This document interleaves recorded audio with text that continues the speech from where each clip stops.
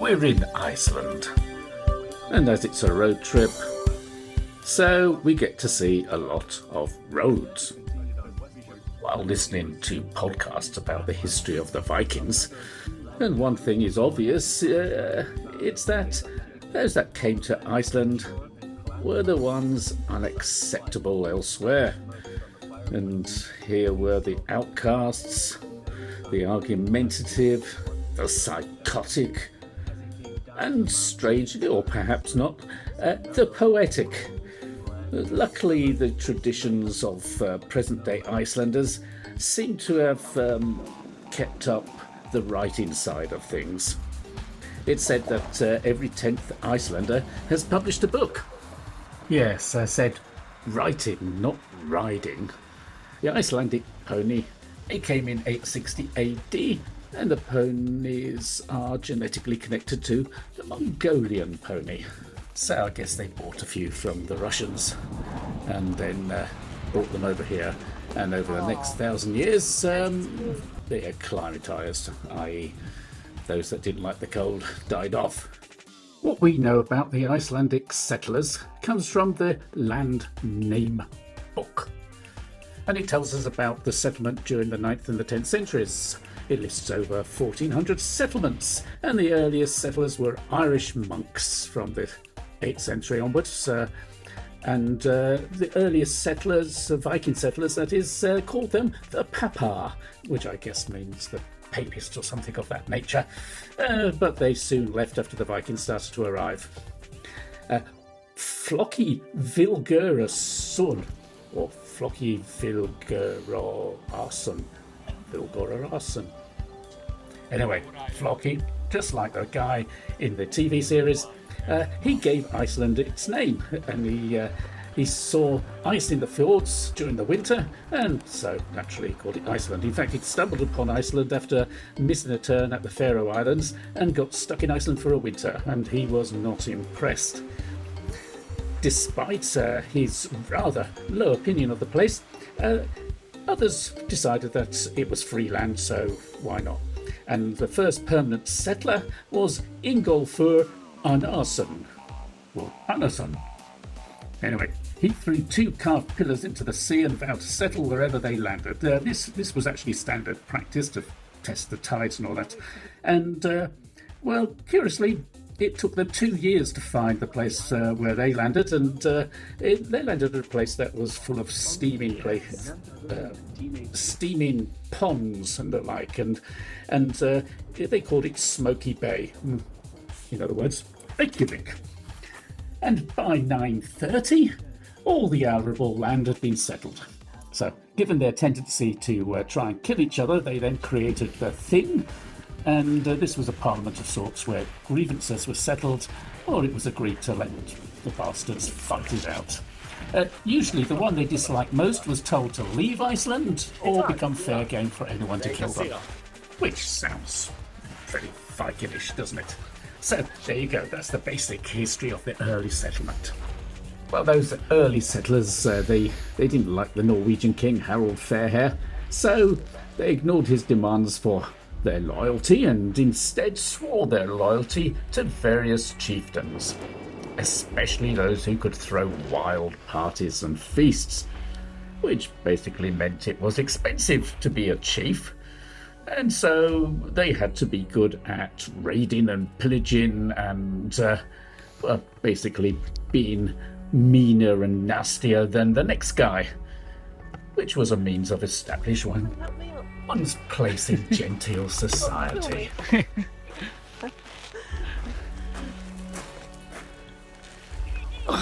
you.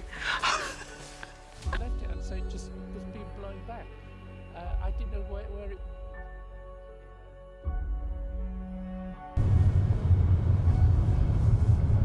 Maintain official connections with other countries, creating a system.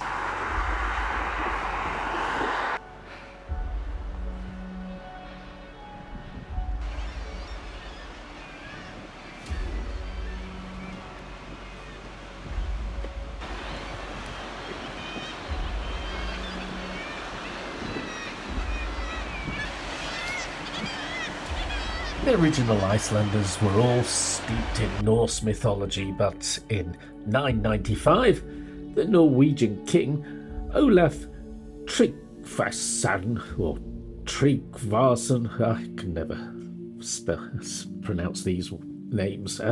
Anyway, he got Christianity, and he then tried converting Iceland.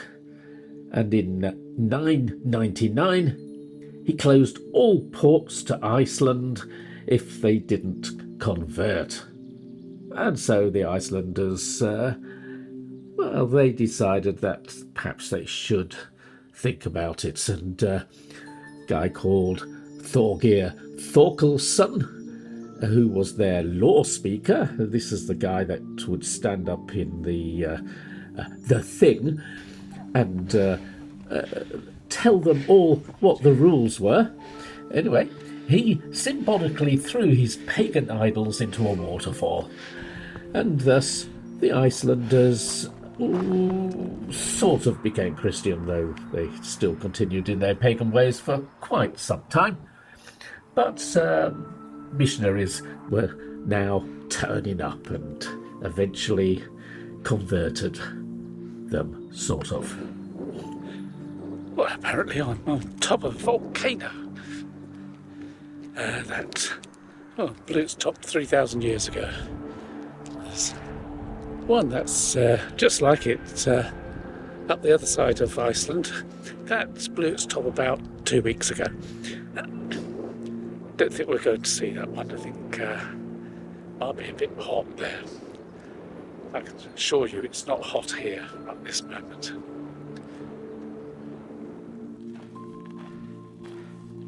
Lawrence is going to ask me now, where are you, Helen? And Helen's going to say, I'm at the top of an old volcano. There's one down there, and there's another one over there. And that was probably one over there. And there's a signpost down at the bottom, with lots of information on, but nowhere does it say, cross you are here. So I'm not quite sure what I'm looking at, other than vastness.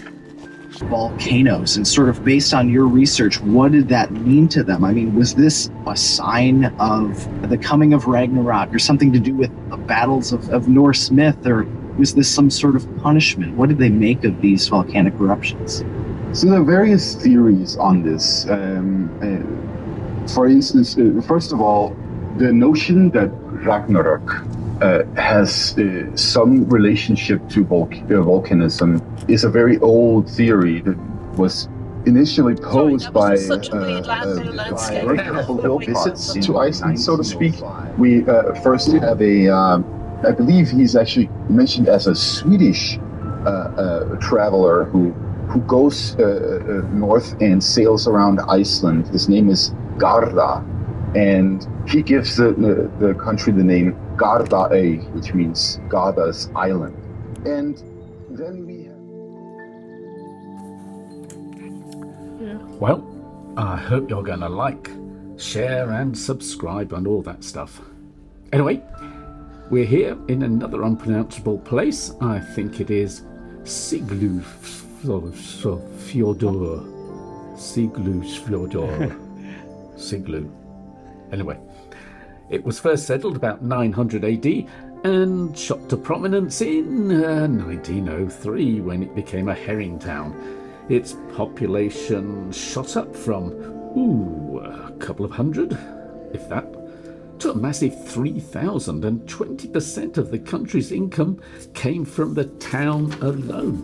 The herring industry not only supplied food, but also fertilizer, and at its peak, tens of thousands of workers and labourers would come here and live in cramped dormitories and work all the hours that was required to feed the demand for fertilizer and salted herring and, I don't know. No. Anyway, the whole world wanted this stuff. And when bad weather brought in fishing fleets of fishermen sheltering from the storms that you find up in these here places, the city would become a great party town. Yes, the herring boom, though, has gone, and the town is a husk of its former self, and totally reliant upon tourists coming in to catch a glimpse of the glory days of the swinging 60s.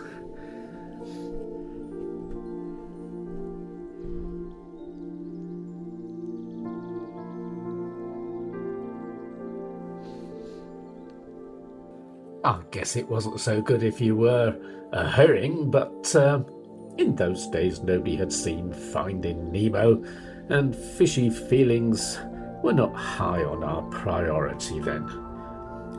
So, like, share, subscribe, and come back for the next dose of Nordic nostalgia at goodness grays. See you next week.